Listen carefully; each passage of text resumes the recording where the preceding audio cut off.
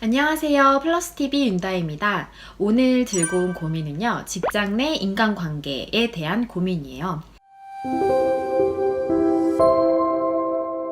여러분들 사실 퇴사를 하고 싶은 이유가 굉장히 많을 것 같지만 그 중에서 가장 큰 이유가 인간관계에 대한 그런 어떤 본질적인 갈등 그리고 해결되지 않는 이 악순환 이런 것들인 것 같아요. 그래서 그런 것들에 대해서 좀 솔직하게 한번 얘기를 나누면 좋을 것 같아서 영상을 찍게 되었고요. 제가 며칠 전에 커리어 컨설팅을 하면서 친구한테 이제 고민을 받은 게 있는데 이 친구가 신입사원으로 지금 합격을 한 지가 1개월이 채 안 됐어요. 근데 이 친구는 여성이고 너무 막 지금 이렇게 다니는 게 맞는 건지 잘 모르겠어요, 쌤. 정말 진지하게 다시 한번 고민을 해봐야 될까 봐요. 이러면서 굉장히 고민을 많이 하더라고요. 제가 이제 그 친구랑 같이 이제 얘기를 나누면서 좀 화가 났던 부분, 뭐 안타까웠던 부분 이런 것들을 좀 공유를 드리려고 해요. 그냥 간단하게만 그 친구를 얘기를 해보면 일단은 스펙이 좋지는 않은 친구여서 중소기업에 들어가게 됐고, 근데 중소기업 중에서도 강소기업으로 잘 들어는 가서 사실은 연봉이나 그런 어떤 처우 측면에서는 준수한 편이에요. 근데 근무를 하게 되는 그 부서의 특성상 야근이나 현장 직무여서 3달에 한 번 정도는 토요일에 이제 시프트 근무를 하게 되는 그런 것들이 일단 있고요. 객관적으로 이제 팩트만 봤을 때 이제 이런 것들 저런 것들은 사실은 좀 일을 배운다라는 그 측면에서 봤을 때 뭐 어느 정도는 좀 감수를 할 수 있고, 그리고 또 자기가 쉴 때 이런 것들은 균형을 좀 맞춰 나가면 되니까 크게 문제가 되진 않는다고 하더라고요. 하지만 제일 문제가 되는 거는 속한 그 팀장님이 욕설을 그렇게 한다는 거예요. 그러니까 너무 그게 몸에 배이셔서 막 진짜 영상에 담을 수 없는 그런 쌍욕들을 정말 막 무자비하게 하고, 물론 이 친구한테 한다는 게 아니라 모든 직원들한테 그냥 막 화를 내고 막 감정이 막 왔다 갔다 해가지고 이 모든 대화나 이런 것들이 다 이런 쌍욕이라는 거예요. 그래서 이거를 정말 견딜 수가 없다. 그리고 이 분이 어쨌든 제가 속한 그 팀에는 대장인데 이분의 감정에 따라서 모든 팀원들이 다 살얼음을 걷는 것 같다라고 표현을 하더라고요. 그래서 너무 화가 나요. 근데 저는 정말 이게 그 친구한테 진짜 현실적으로 줄 수 있었던 조언은 뭐냐면, 일단은 당장 퇴사는 해서는 안 된다. 왜냐면은 취직이라는 것이 사실은 진짜 녹록지가 않아요, 여러분. 정말 쉽지는 않거든요. 객관적인 상황과 어떤 주관적인 그런 것들을 좀 배제를 해서, 그래서 분리를 해서 좀 봐야 된다라고 제가 이제 얘기를 하면서도 안타깝죠, 사실. 누군가가 계속 소리 지르고 고함 지르고 뭔가 막 욕하고 이러면 얼마나 스트레스 받아요. 일하는 것이 저희 8시간 근무라고는 하지만 사실 8시간 딱 채워서 근무한 사람이 어딨어요. 회사에서 일을 하면서 거의 내가 진짜 눈 떠서 밥 먹고 자고 이런 시간 빼고 평일에는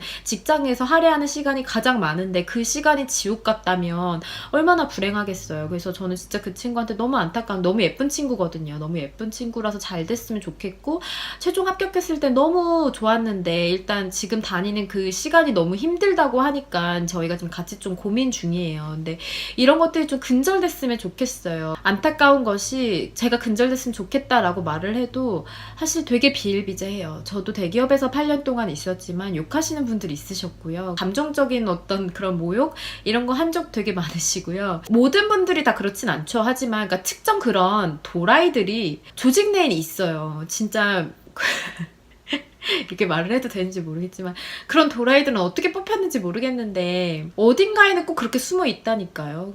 진짜 저는 직접적으로 욕을 들은 경우는 없는데 제가 이제 뭐 결혼하고 뭐 이런 거 성적 관련된 거 성추행, 성희롱 이런 것들 솔직하게 당해봤고요. 그리고 여성 상사한테는 이거 생각하면 아직도 눈물이 나는데 제가 좀 유산을 한번 할 뻔했거든요. 근데 이제 그러니까 막 하혈하고 막 이럴 때도 그 진단한 병원이 너무 작은 병원일 수 있으니까 큰 병원 가서 진단받아야 되는 거 아니야? 작은 데서는 다 그렇게 진단할 수도 있어. 막 이러가지고 제가 큰 대학병원만 3군데 다녀온 적도 있고요. 근데 그때 당시 때 몰랐어. 너무 순진해가지고 진짜 그래야 되는 건 줄 알고 막 그렇게 갔었고.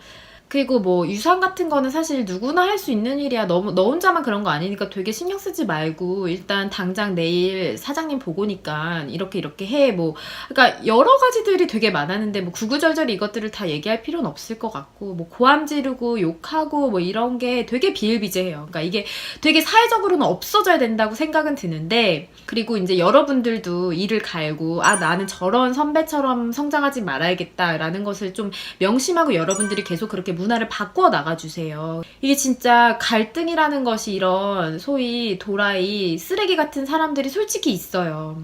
물론 저는 그런 분들이 계셨지만 그런 분들한테 또 감사한 것들도 있었고 해서 지금은 이제 지나가서 이제 화도 잘 안 나고 사실 그분들도 뭐 좀 불쌍하다?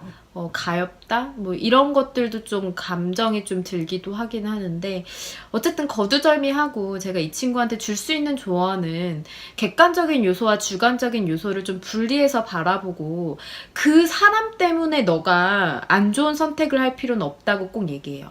그 사람이 정말 때려 소위 죽이고 싶을 정도로 정말 미워도 그 사람이 뭐라고 네 인생에 진짜 최종 합격하기까지 얼마나 힘들었고 이 연봉을 받기까지 되게 힘들었는데 그 사람 때문에 극단적인 선택을 하지는 말라고 해요. 그 대신에 이제 이거를 좀 똑똑하게 균형적으로 어떻게 조직 내에서 살아남아야 되느냐인데 보통 그렇게 기분이 좀 왔다 갔다 하시는 상사분들은 너무 감정적으로 이제 친해질 필요는 없다고 저는 조언을 해요. 그러니까 오히려 더 친해지면 그 선을 넘고 일을 잘해도 그 친구한테만 더 시키게 될 수도 있어요. 그래서 이분들한테는 좀 똑똑하게 거리를 유지하되 너무 튈 필요는 없다.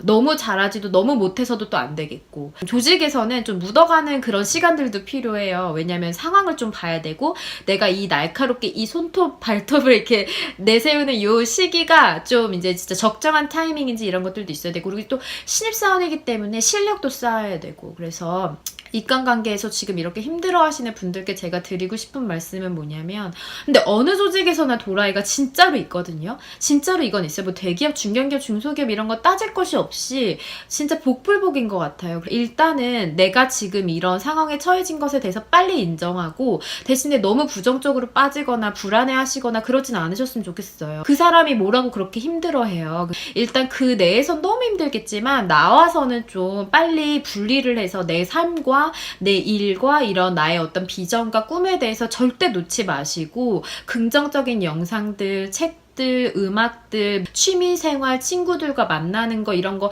여러분들이 원하시는 거 다 하시면서 균형을 맞춰 나가시고요. 절대 그 사람 한 사람 때문에 감정적으로 퇴사를 해서는 안 된다라는 것에 대해서는 좀 말씀을 드리고 싶어요. 이런 인간관계 관련된 갈등 관련된 것들에 대해서 좀 현실적인 조언들에 대해서 좀 같이 앞으로도 나누어 보도록 하겠습니다. 네, 오늘은 이렇게 마무리를 하고 싶고요. 또 다음 편에서 여러분들과 함께 해안을 나눠보는 시간을 갖도록 하겠습니다. 여러분들의 좋아요, 구독 꾹 버튼은 이 채널을 운영하는데 가장 큰 힘이 됩니다. 여러분 감사합니다. 안녕. 힘내세요.